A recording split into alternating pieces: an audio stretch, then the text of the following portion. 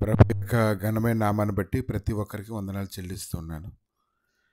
ఈ ఉదయకాలాన్ని నువ్వు సమకూర్చుకోవడం అనేది మంచిదే కానీ నువ్వేం సమకూర్చుకుంటున్నావో నిన్ను పరిశీలన చేసుకోగలగాలి. సామెతల గ్రంథము 12 అధ్యాయము 14 వచనం, ఒకడు తన నోటి ఫలం చేత తృప్తిగా మేలు పొందును, ఎవని క్రియలు ఫలము వానికి వచ్చును. కనుక మనం ఈ దినాన్ని ఏది సమకూర్చుకుంటున్నాము అనే దాని గురించి ఆలోచన చేస్తూ ఉన్నప్పుడు హోషేయ గ్రంథము 8 అధ్యాయం 7 వచనం, వారు గాలిని విత్తి ఉన్నారు కనుక ప్రళయవాయువు వారి కోతయగును. కనుక ఏదైనా మనం ఏదైతే విత్తుతామో దాన్ని కోస్తాం. కాబట్టి ప్రభు అయితే అనుదినము ఆయన ఇస్తున్నటువంటి వాక్యాన్ని బట్టి దేవుణ్ణి ఏవి సంతోషపెడతాయో మనం తెలుసుకోగలగాలి. ఏవి చేస్తే మనకు అవి మేలుకరంగా మారుతాయో, రాబోయే కాలంలో శ్రమ లేకుండా దిగులు లేకుండా జీవిస్తామో అది మనం తెలుసుకోగలగాలి. మన శ్రేష్టమైనటువంటి దాన్ని మనం పొందుకోవాలనుకుంటే శ్రేష్టమైన దాన్ని విత్తాలి. శ్రేష్టమైనటువంటి విత్తనాలు దేవుని యొద్ద ఉన్నాయి కాబట్టి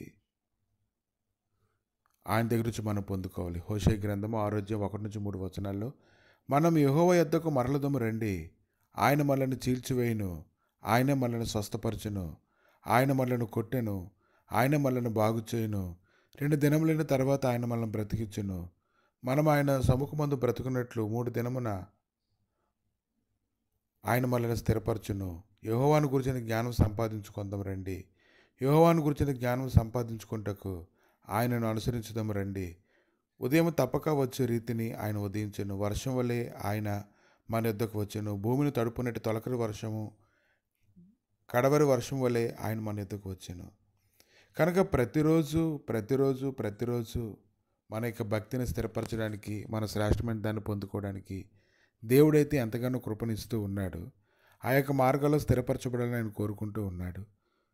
బుద్ధిహీనమైనటువంటి ఆలోచనలు బట్టి బుద్ధిహీనమైనటువంటి పరిస్థితుల్లో పరిగెత్తి బుద్ధిహీనమైన వాటిని సమకూర్చుకొని చివరికి వాటిని అనుభవించేటువంటి సమయంలో దుఃఖపడడం వల్ల ప్రయోజనం అయితే లేదు. కానీ ఈరోజు ప్రభు అయినటువంటి యేసుక్రీస్తు మనల్ని ఎలా నడిపిస్తూ ఉన్నాడో, ఆయన నీతిని రాజ్యాన్ని వెతకడంలో ఎటువంటి బోధన అయితే చేస్తూ ఉన్నారో దాని ప్రకారంగా మనం నడుస్తూ ఉన్నప్పుడు శ్రేష్టమైనటువంటి ఫలాల్ని మనం పొందుకుంటామని మనం తెలుసుకోగలగాలి.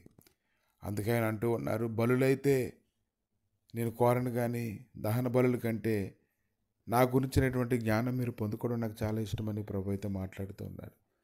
కనుక నీ యొక్క సంపాదన అంతా ఇచ్చి జ్ఞానం సంపాదించుకోవడం అంటే నీ సంపాదన కోసం నీ సమయాన్ని ఖర్చు పెడుతూ ఉన్నావు. కాబట్టి నీ సమయాన్ని ఎక్కువగా నువ్వు దేవునికి ఇవ్వగలిగితే అప్పుడు నువ్వు సంపాదించుకునేది కూడా శ్రేష్టమైన దాన్ని పొందుకుంటావని ఏదైనా ప్రభు అయితే మాట్లాడుతూ ఉన్నారు.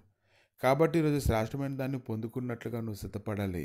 ఆయన మాట్లాడి నువ్వు లక్ష్యం ఉంచాలి. ఉదయకాలాన్నే నీకు ఇష్టమైన వాటిని వెతకడం కాదు, కానీ దేవునికి ఏవి ఇష్టమో అది నువ్వు తెలుసుకోగలగాలి. ఉదయాన్నే నేను నడిపించుట ఆయనకి ఇష్టం కాబట్టి ఆయన లేఖనాల యొద్దకు వచ్చి ఆయన మాటలు విని అప్పుడు నీ యొక్క మార్గాన్ని నువ్వు సరళం చేసుకోవడానికి నీ ప్రణాళికలో నువ్వు పరిగెడుతూ ఉండాలి.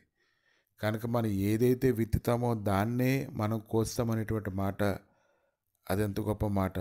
ఒకడు తన నోటి ఫలం చేత తృప్తిగా మేలు పొందును, ఎవని క్రియలు ఫలం వానికి వచ్చును. సామెతలు 12 అధ్యాయం 14 వచ్చును. కాబట్టి సమకూర్చేవాడు సిద్ధంగా ఉన్నాడు.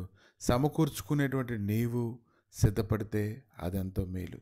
దేవా, మీ దయగలిగిన హస్తాలకు అప్పగించుకుంటుండగా మీ కృపను అనుగ్రహించి మీ సమాధానం దయచేసి మీ నీతితో నింపి నడిపించమని, నిన్ను వెంబడించడం ఎంత ఆశీర్వాదమో తెలుసుకున్నట్టు కృప దయచేయమని, తగిన ప్రతిఫలం పొందు వరకు నమ్మకంగా ఉండుటకు కృప దయచేయమని యేసుక్రీస్తు నామములు అడిగి వేడుకుంటున్నాము తండ్రి. ఆమేన్.